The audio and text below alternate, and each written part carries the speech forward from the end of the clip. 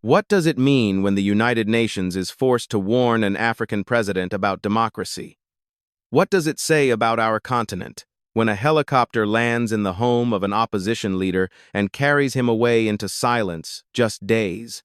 After an election just weeks ago, the world watched Uganda celebrate the promise of choice and then watched that promise disappear in the dark. My brothers and sisters, this is not a rumor. This is not social media noise. The United Nations has spoken clearly and urgently warning President Museveni over the abduction of Bobi Wine, a warning not whispered behind closed doors but delivered to the world as a matter of international concern. When the highest global body for human rights steps in, it is because a red line has been crossed. Democracy interrupted. The rule of law suspended, the voice of the people silenced by military force. This is not just Uganda's story. This is an African story, and it is a test of whether power still believes it can rule, without consequence, a test of whether Africa will remain silent or finally speak with one voice. Stay with us, because this is not about one man taken in the night, it is about the future we leave our children. Subscribe and stand with us, because this is not history repeating, this is history demanding an answer. And once you understand what the United Nations is really saying, you will understand why the world is watching Uganda right now. The night Bobi Wine was taken did not begin with an arrest, warrant, or a court order. It began with the sound of blades cutting through the air, a military helicopter descending into a private compound.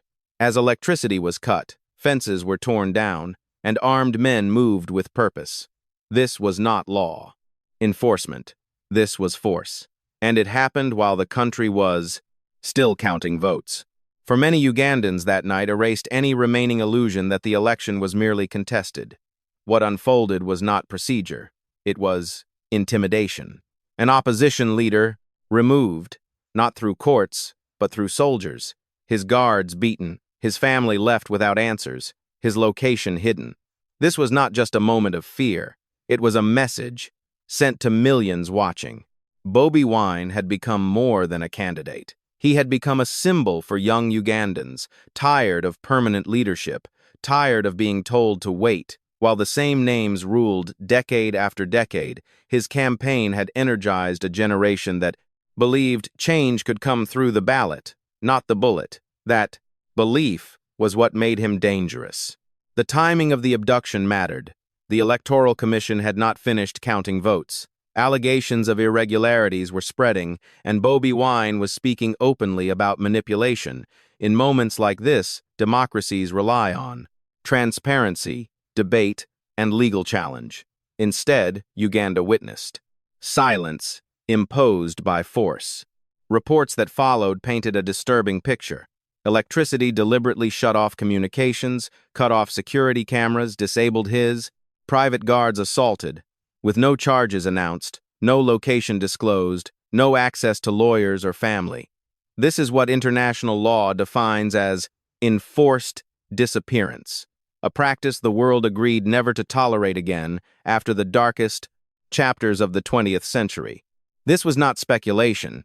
Evidence was documented, videos circulated, testimonies recorded, and human rights groups raised alarms quickly. The pattern was clear: removal without accountability, detention without disclosure, power without restraint. When a state uses its military to silence political opposition, it crosses from governance into repression.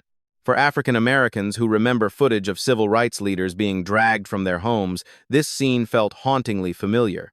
The uniforms may change, the geography may shift, but the logic remains the same. When votes threaten power, force is used to restore fear.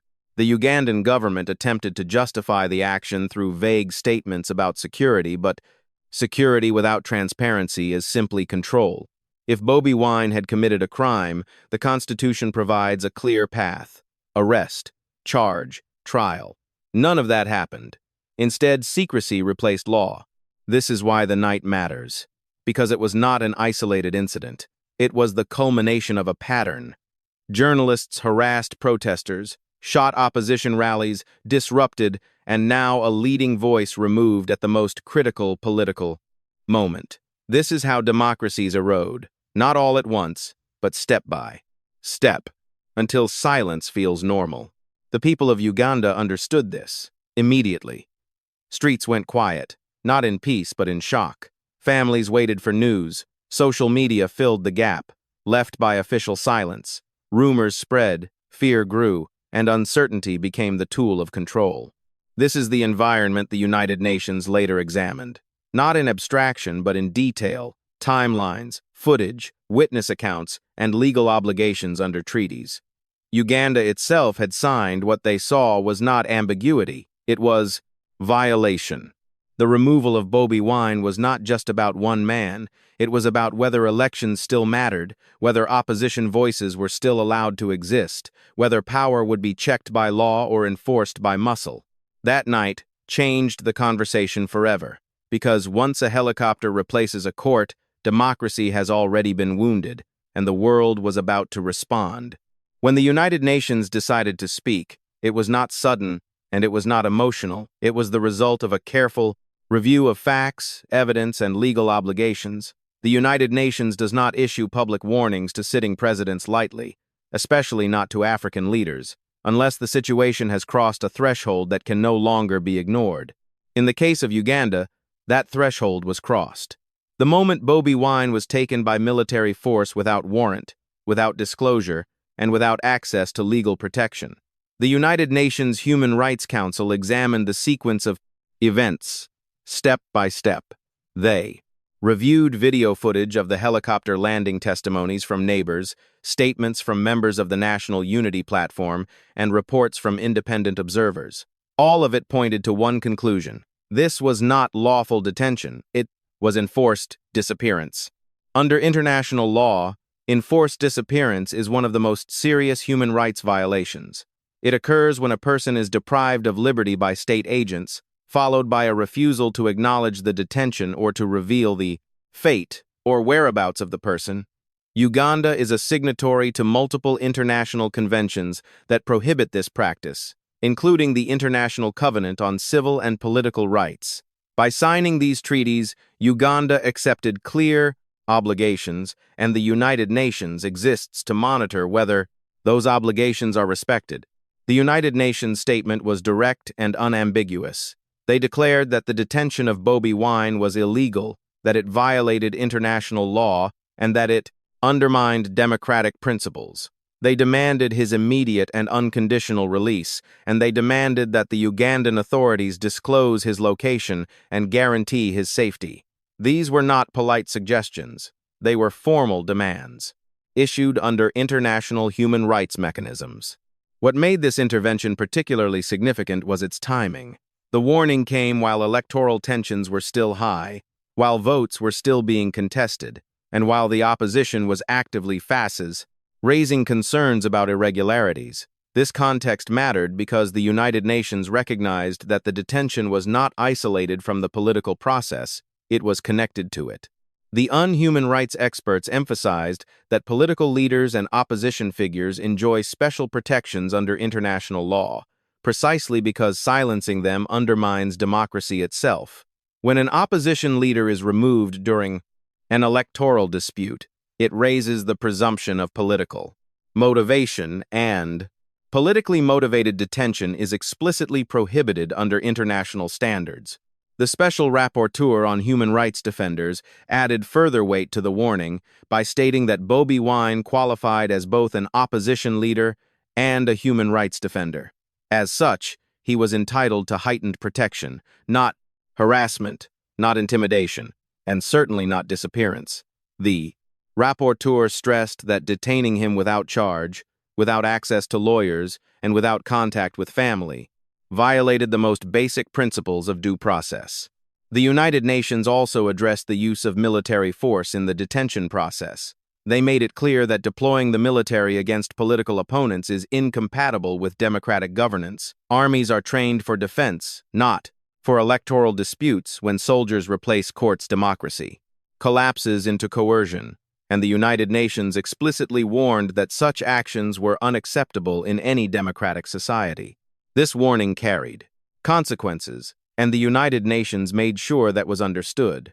They referenced potential measures, including targeted sanctions, travel bans, asset freezes, and even referral to the International Criminal Court. Enforced disappearance is classified as a crime against humanity when committed as part of a widespread or systematic attack against a civilian population. This language was not chosen casually. It signaled seriousness. For many African leaders, watching this moment was instructive. It demonstrated that the international community was no longer willing to accept the argument that elections are internal matters when fundamental rights are violated. Sovereignty does not shield abuse, and the United Nations reaffirmed that human rights are universal, not conditional on geography or political convenience. The warning also exposed a pattern beyond Bobi Wine. The UN-High Commissioner for Human Rights noted reports of post-election violence, journalists being arrested, protesters being killed, and excessive force being used against civilians. This context transformed the case from an individual incident into evidence of systemic repression. For African American elders, this moment resonates deeply because it reflects struggles they recognize. Moments when the law was invoked selectively, when power resisted accountability, and when international attention became a shield for the vulnerable. The United Nations warning echoed earlier global interventions that helped protect civil rights leaders when domestic systems failed them. This is why the intervention mattered. Not because the United Nations is perfect, but because silence would have signaled acceptance by speaking. The UN drew a line and forced the Ugandan government to confront its obligations publicly. The warning also sent a message to the people of Uganda that their voices were not invisible, that evidence mattered, and that international law could still function as a tool of accountability even when national institutions were compromised. When the United Nations speaks with this level of clarity, it does more than condemn, it creates a record that follows leaders beyond their borders, beyond their terms of office, and beyond their attempts to rewrite history. This is why President Museveni could not dismiss the warning as foreign interference. It was grounded in treaties his own government had signed and principles it had publicly endorsed. The world was no longer watching passively. It was watching with documentation and expectation, and that shifted the balance of power from secrecy toward accountability. The warning did not resolve the crisis, but it changed its trajectory. It made clear that what happened to Bobi Wine was not a footnote. It was a test case for whether democratic norms still applied in Uganda and, by extension, across the Rumes, a continent. And once that line was drawn, there was no return to silence. The United Nations did not limit its response to legal terminology. It focused sharply on timing, because in politics, timing reveals intention. Bobi Wine was not taken during a calm period. He was taken while votes were still being counted, while allegations of irregularities were spreading, and while he was actively challenging the credibility of the process. This context transformed the detention from a security matter into a political act. In any democratic system, the period immediately following an election is fragile. It requires transparency, patience, and legal. Restraint disputes are expected, and they are resolved through courts and electoral institutions. When that process is interrupted by military force, democracy is no longer functioning, it is being overridden. This is why the United Nations described the detention as politically motivated. Political detention is not defined by whether a leader is popular or controversial, it is defined by whether the state uses its power to silence opposition at a process. Critical moment: the removal of Bobi Wine achieved one thing. Immediately it stopped him from speaking, it prevented him from mobilizing supporters, and it removed him from public view when his presence mattered most. Under the International Covenant on Civil and Political Rights, citizens have the right to participate in public affairs, to express political opinions, and to challenge electoral outcomes. Peacefully, Uganda is a signatory to this covenant by detaining an opposition leader without charge during an election dispute. The state violated these commitments directly.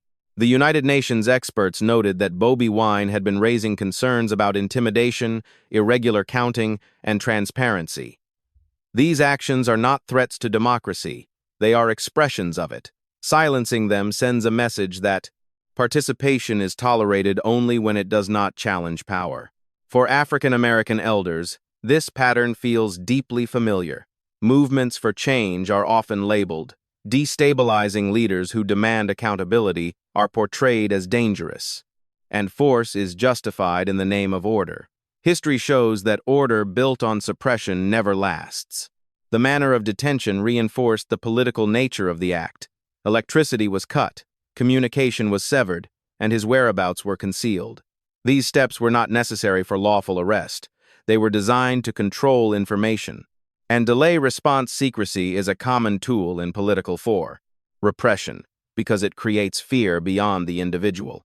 The United Nations emphasized that enforced disappearance and political detention have consequences beyond the victim. They intimidate supporters, erode trust in institutions, and normalize the use of force in political competition. When this becomes routine, elections lose. Meaning and cynicism replaces participation. This concern was heightened by the broader environment in Uganda. Journalists were being arrested, media coverage restricted, and protesters met with violence. The detention of Bobi Wine fit into a larger pattern of shrinking civic space. It was not an anomaly, it was escalation. The UN High Commissioner for Human Rights warned that such patterns lead to long-term instability, not stability. When people believe peaceful change is impossible, frustration eventually finds other outlets. This is why the international community treats politically motivated detention as a warning sign, not just a violation. The United Nations also made clear that sovereignty does not excuse these actions by ratifying international treaties. Uganda accepted that certain rights are not optional. They do not disappear during elections or emergencies, and leaders are accountable not only to voters but to the standards they have agreed to uphold. For many Africans, watching this moment raised uncomfortable questions. If an opposition leader can be removed by force during an election, what protection exists for ordinary citizens? If the military can replace courts, what remains of the rule of law? This is why the detention resonated. Beyond Uganda, it touched on a continental anxiety about the future of elections, whether ballots still carry weight or whether outcomes are decided elsewhere behind closed doors. The United Nations warning sought to interrupt this trajectory by naming the act clearly and publicly. It rejected euphemisms and insisted on accountability. This clarity matters because repression thrives in ambiguity. By framing the detention as politically motivated, the UN shifted the burden onto the Ugandan government. To justify its actions legally and transparently, silence was no longer sufficient. The message was simple but powerful. Democracy cannot exist where opposition voices are removed by force. Elections cannot be credible when challengers are detained, and stability cannot be built on fear. This moment became a line in history. Either Uganda would return to legal processes, or it would confirm that power outweighs principle.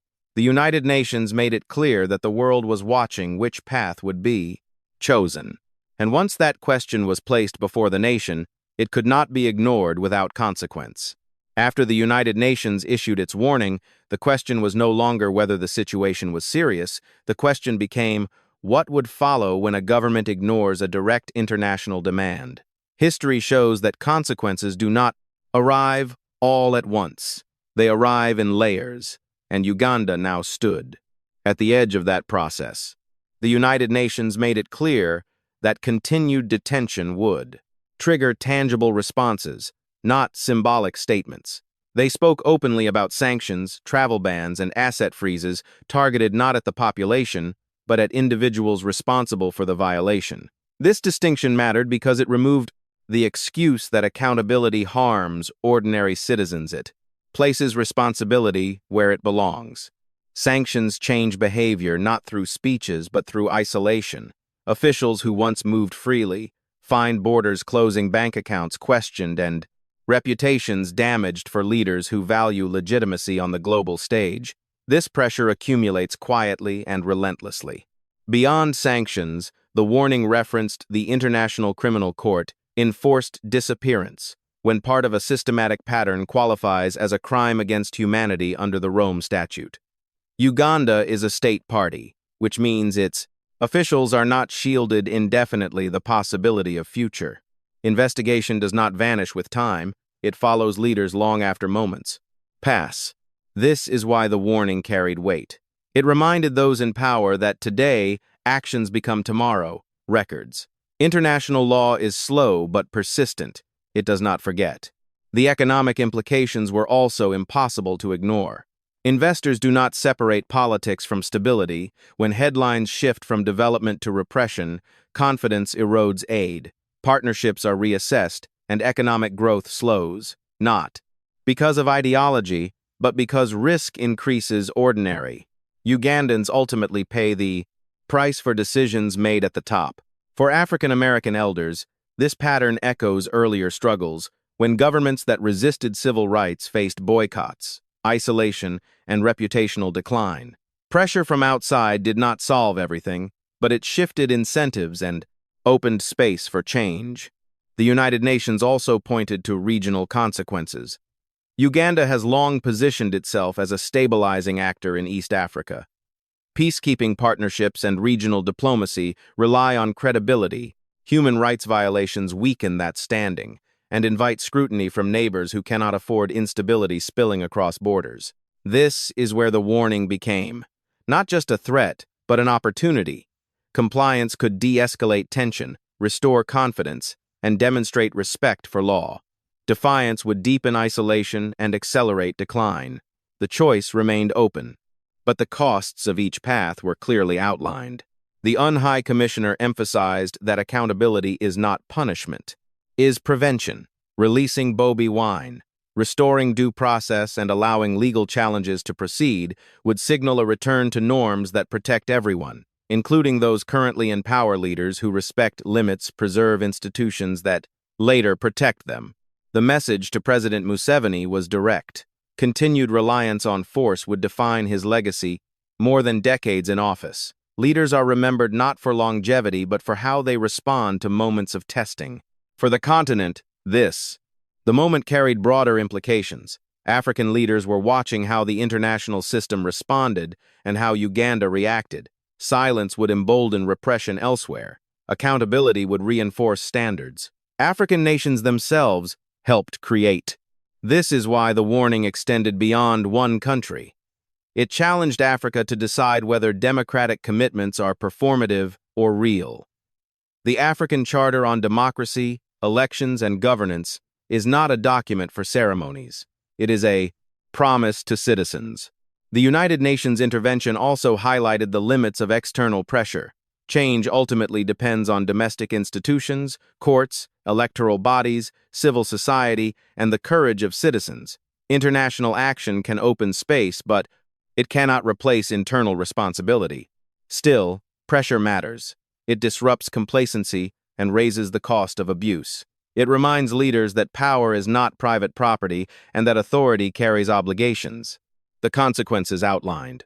They were not inevitable. They were conditional release.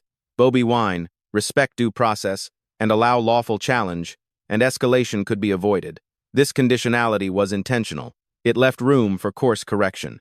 For many, watching this moment felt like a final warning, a narrowing window where decisions would define not just a presidency, but a national direction.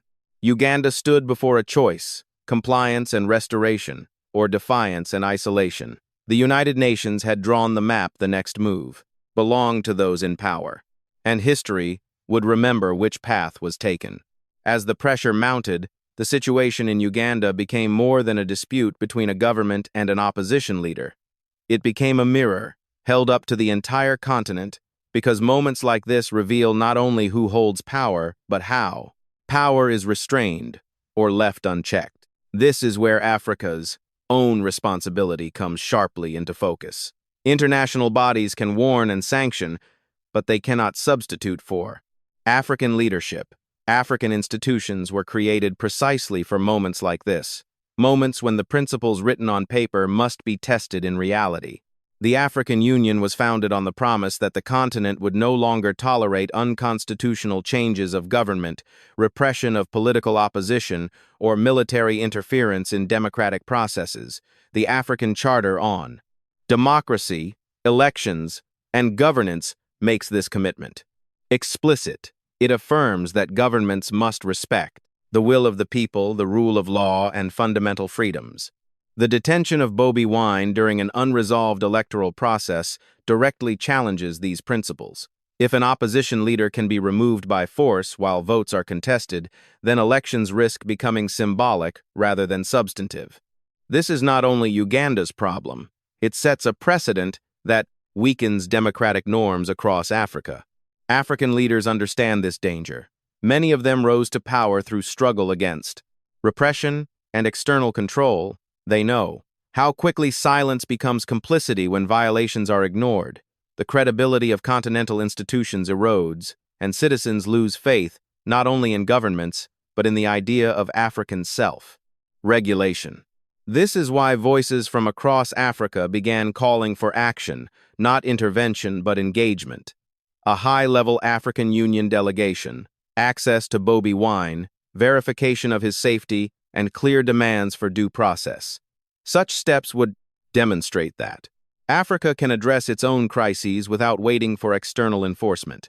For African Americans watching from across the ocean, this moment resonates deeply. It recalls times when Black leaders depended on both domestic courage and international attention to challenge injustice. The lesson from that history is not dependency, but solidarity. Pressure works best when it comes from multiple directions grounded in shared principles. The situation also raises questions about generational change. Bobi Wine represents a younger population, demanding accountability, participation, and dignity.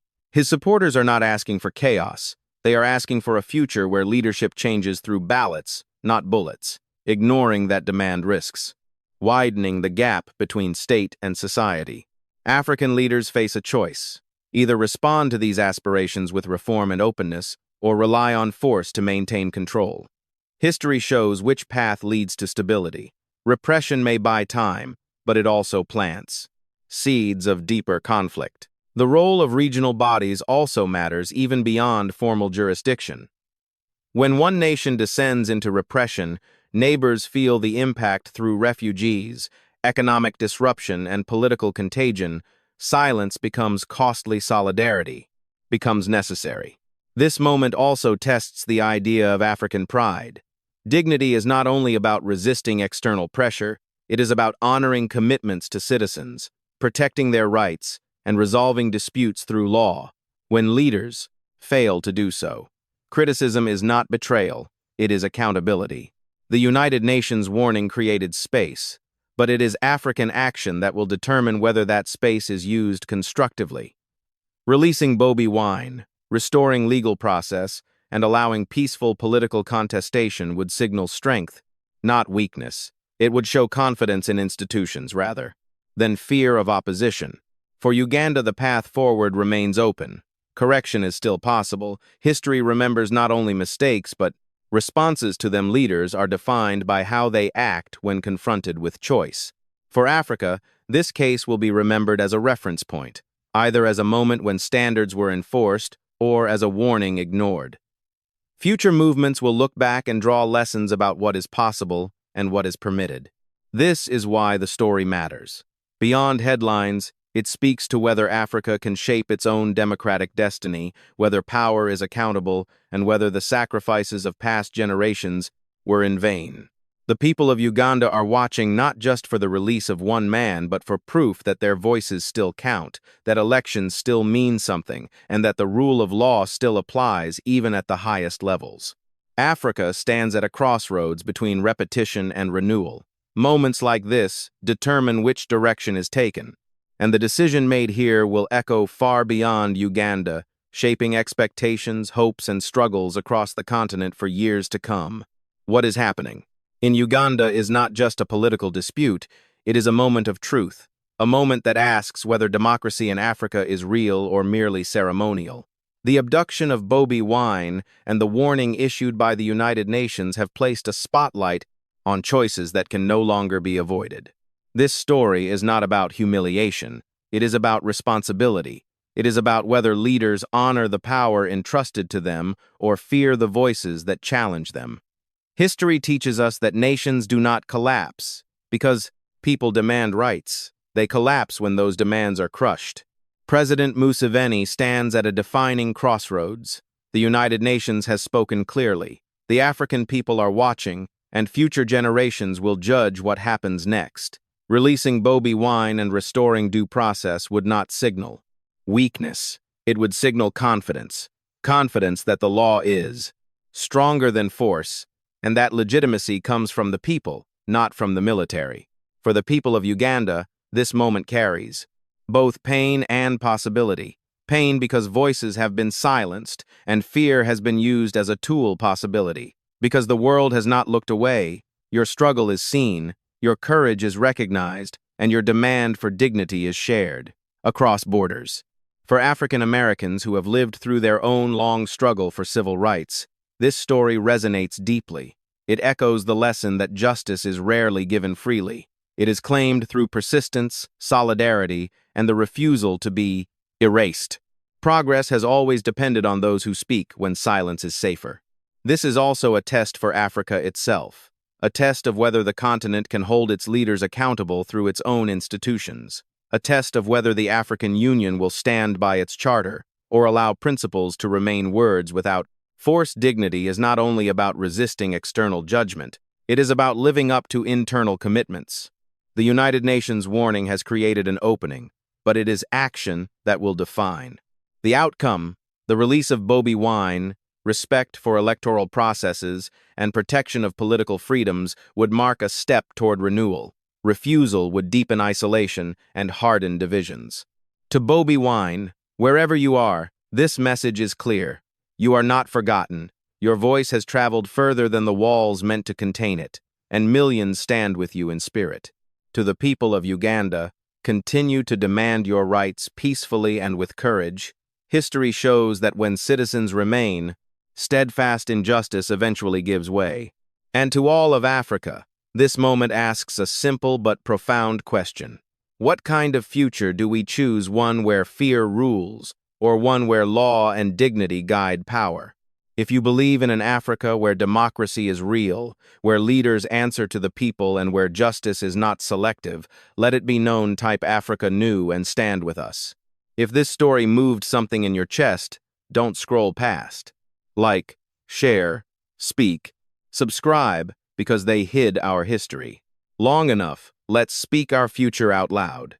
Thank you for being here. Well, see you in the next story, the kind they still don't want you to hear.